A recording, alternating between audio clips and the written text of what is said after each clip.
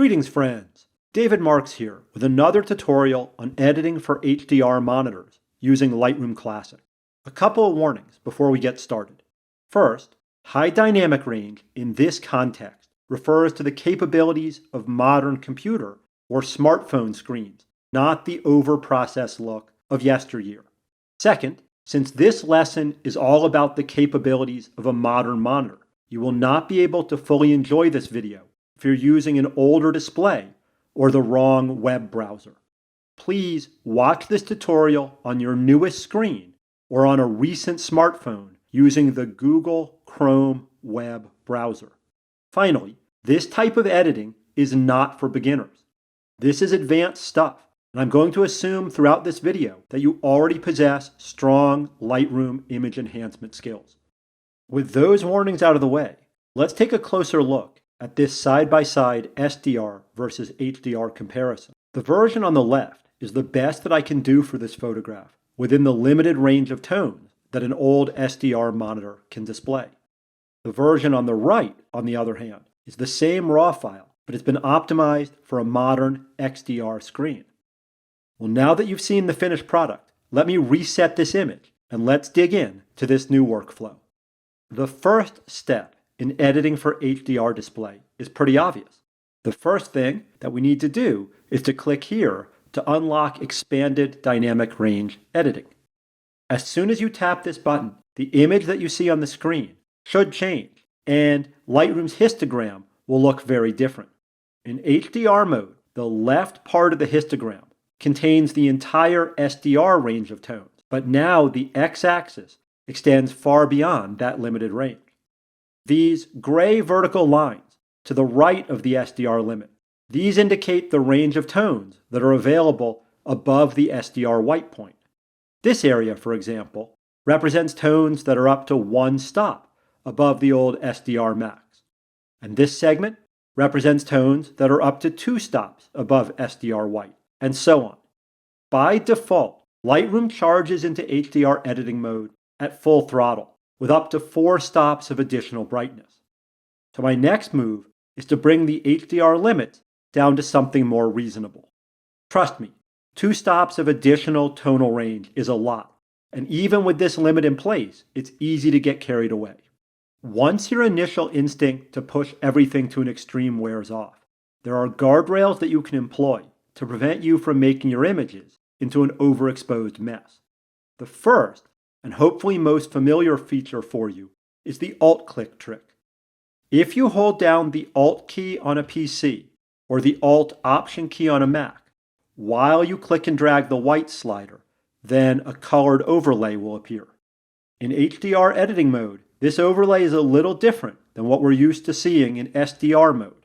In this clipping overlay, the yellow covers the parts of this image that are brighter than what an SDR screen can display, and the red covers the regions that are currently beyond the 2-stop HDR limit.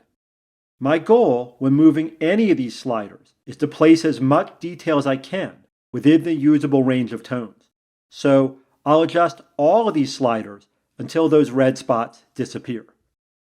That looks good, so now I'm going to adjust the white balance a little. And then I'm going to precisely control the level of color saturation using the Color Mixer panel. I could continue refining this photograph, but let's stop here so that I can show you the SDR versus HDR side-by-side comparison again. That's fantastic. For photos like this, we need an HDR-capable display to bring out all the gorgeous detail that our RAW files can capture. Let's hop into another example where highlight details can make or break the final image. The first thing that I'm going to do here is to unlock HDR editing mode.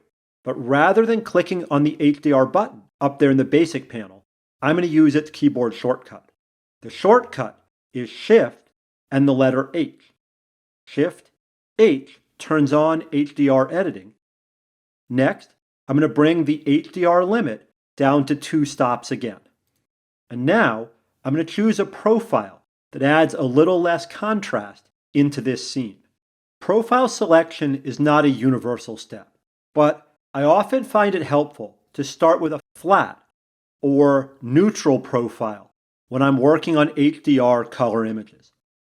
Starting with a flat or neutral profile gives us a little bit more wiggle room as we move the tone sliders around, and it helps to avoid oversaturation.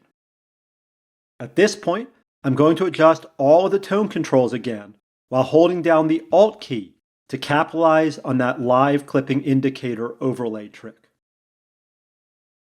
This looks good, but to further refine the brightness, I need to move on down to the tone curve panel. Many Lightroom users think that they can ignore this whole panel. It is true that curves and the basic panel have similar effects, but beneath the hood, each panel uses a different math formula, and for real control over our HDR images, we need to use all of these tools. As you can see from the darker gray histogram in the back here, the vast majority of the tones in this image are in the lights and darks regions, so those are the sliders that I'm going to move first. When I move these sliders up, I'm making parts of this image brighter. If I were still working in the basic panel, then I would use the Alt-click trick for additional precision. I would love to do that here, but for some inexplicable reason, the Alt-click trick does not work in the tone curve panel. Fortunately, there is a keyboard shortcut, the letter J, that does the same thing. Once I press the letter J, we can see our clipping overlay again, and now we can move these sliders around without vastly exceeding the limits. This type of clipping overlay, it tells us which parts of the image are beyond the 2-stop limit, but it cannot tell us if the red spots are completely nuked areas or if those are areas that I have accidentally just pushed into the 3 or 4-stop range. For an even more detailed option, I'm going to turn off the clipping indicator overlay by pressing the letter J again, and then I'm going to activate this Visualize HDR switch in the basic panel. When this view is active, Lightroom paints a different overlay over all the pixels that are above SDR. This time, it uses cyan for the areas that are within 1 stop above SDR white.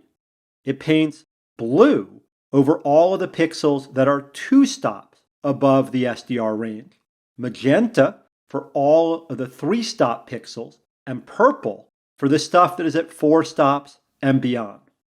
No need to let this overlay intimidate you, because Lightroom also paints a little color key for each segment in the top right histogram.